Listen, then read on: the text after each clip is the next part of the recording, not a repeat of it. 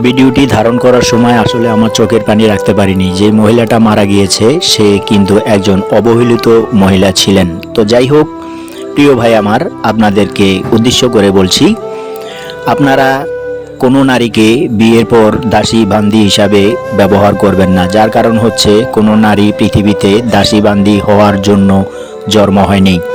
নারী হচ্ছে পুরুষের একজন অর্ধাঙ্গিনী, অতএব সারা জীবনের লাইফ পার্টনার।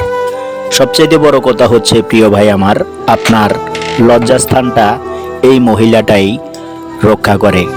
দিন শেষে আপনার ছেলে মেয়ে, বাচ্চা কাচ্চা, স্কুলে যাওয়া আসা, রান্নাবান্না, ভাই আপনি 10 মিনিটও সহ্য করতে পারবেন না।